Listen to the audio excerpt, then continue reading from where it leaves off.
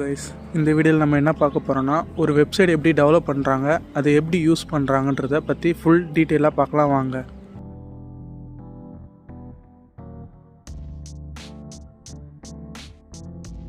ஒரு வெப்சைட்டை டெவலப் பண்ணணுன்னா அது மொத்தம் 3 ஸ்டேஜாக பிரிப்பாங்க. அதுதான் front end, back end and middle end. ஒவ்வொரு ஸ்டேஜுக்கும் ஒவ்வொரு சாஃப்ட்வேர்ஸ் யூஸ் பண்ணுவாங்க. அதை பற்றி தெளிவாக பார்க்கலாம் வாங்க. First front end. ஃப்ரண்ட் எண்டுக்கு மொத்தம் 3 சாஃப்ட்வேர் யூஸ் பண்ணுவாங்க. HTML, CSS and JavaScript. HTMLனா ஹைப்பர் டெக்ஸ்ட் மார்க்அப் லாங்குவேஜ். இது எதுக்காக யூஸ் பண்ணுவாங்கன்னா, வெப்சைட்டில் இருக்கிற கண்டென்ட்டை மேக் பண்ணுறதுக்காகவும் ப்ளஸ் இமேஜஸ்லாம் ஆட் பண்ணுறதுக்காகவும் யூஸ் பண்ணுவாங்க. HTML மூலமாக டெவலப் பண்ண வெப்சைட் இந்த மாதிரி தான் இருக்கும். இதை இன்னும் அழகாக மாற்றுறதுக்கு யூஸ் பண்ணுற சாஃப்ட்வேர் தான் CSS. CSSன்றது ஒரு ஸ்டைல் ஸ்கிரிப்டிங் லாங்குவேஜ். ஒரு வெப்சைட் ரொம்ப அழகாகவும் அட்ராக்டிவாக இருக்குன்னா அதுக்கு காரணம் அவங்க யூஸ் பண்ணுற சாஃப்ட்வேரான CSS தான். இந்த CSS மூலமாக தான் ஒரு வெப்சைட்டோட இன்னன் லுக்கை ரொம்ப இம்ப்ரூவ் பண்ணி கொடுக்குறது. இதுதான் நம்ம பார்க்க போகிறது ஜாவாஸ்கிரிப்ட். 98% ஆஃப் வெப்சைட்ஸில் எல்லாமே ஜாவாஸ்கிரிப்டை மட்டும்தான் யூஸ் பண்ணிகிட்ருக்காங்க. பொதுவாக எல்லா வெப்சைட்லையும் போனீங்கன்னா சைன்னு ஒரு ஆப்ஷன் இருக்கும். அது எப்படி க்ரியேட் பண்ணுவாங்கன்னா, ஜாவாஸ்கிரிப்டை யூஸ் பண்ணி தான் க்ரியேட் பண்ணுவாங்க. இந்த ஜாவாஸ்கிரிப்ட் என்ன பண்ணுன்னா, நீங்கள் ஒரு வாட்டிக்கு அந்த வெப்சைட் உள்ளே போகும்போது லாகின் பண்ணிட்டு தான் போவீங்க. மறுபடியும் அந்த வெப்சைட்டில் போகும்போது பாஸ்வேர்டு மாற்றி கொடுத்தீங்கன்னா அது தப்புன்னு எரர் காமிக்கும்.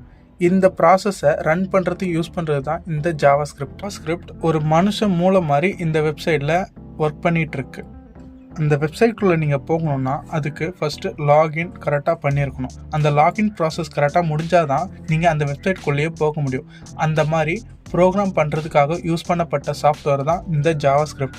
இந்த ஜாவாஸ்கிரிப்ட் இருக்கிறதுனால தான் நிறைய வெப்சைட் ரொம்ப சேஃபாகவும் செக்யூராகவும் ஒர்க் ஆகிட்டுருக்கு. அடுத்ததாக பேக்எண்ட். பேக்எண்டுக்காக யூஸ் பண்ணுற சாஃப்ட்வேர் தான் MySQL. இந்த MySQLன்றது ஒரு டேட்டாபேஸ் சர்வரில் ரன் பண்ணுற ஒரு சாஃப்ட்வேர். நீங்கள் வெப்சைட்டில் கொடுக்குற எல்லா இன்ஃபர்மேஷனும் இந்த சாஃப்ட்வேர் மூலமாக தான் ஸ்டோர் ஆகி இருக்கும். நெக்ஸ்ட் நம்ம பார்க்க போகிறது மிடில் எண்ட். இந்த மிடில் எண்டுக்கு யூஸ் பண்ணுற சாஃப்ட்வேர் என்னென்னா PHP.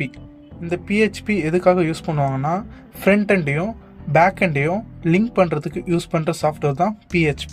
நீங்கள் கொடுக்குற ஒவ்வொரு இன்ஃபர்மேஷனையும் டேட்டாபேஸ்க்கு சென்ட் பண்ணுறது தான் இதோட வேலை. அது மட்டும் இல்லாமல் நீங்கள் கேட்குற இன்ஃபர்மேஷன் எல்லாத்தையும் டேட்டாபேஸ்லேருந்து எடுத்து கொடுக்கறதுக்காக யூஸ் பண்ணுற சாஃப்ட்வேர் தான் PHP. இந்த PHP மிடில் எண்டாக யூஸ் பண்ணுறதுக்கு காரணமே ஃப்ரண்ட் எண்டையும் பேக் எண்டையும் லிங்க் பண்ணி நமக்கு தேவையான இன்ஃபர்மேஷனை வாங்கி ரிட்டர்ன் கொடுக்கறதுக்காக உருவாக்கப்பட்டது. இதை தான் நம்ம பார்க்க போகிறது அப்ளிகேஷன் டெவலப்மெண்ட். அதாவது ஆப் எப்படி டெவலப் பண்ணுறாங்கன்றத பார்க்கலாம் வாங்க. ஒரு ஆப்பை டெவலப் பண்ணணுன்னா அதுக்கு ஆண்ட்ராய்ட் ஸ்டுடியோ தான் யூஸ் பண்ணுவாங்க. அந்த ஆண்ட்ராய்ட் ஸ்டுடியோவில் யூஸ் பண்ணுற ப்ரோக்ராம் என்னென்னா ஜாவா யூஸ் பண்ணி தான் ஒரு ஆப்பை டெவலப் பண்ணுவாங்க. ஆனால் இப்போது காட்லின்ற ஒரு புது சாஃப்ட்வேரை ரிலீஸ் பண்ணியிருக்காங்க.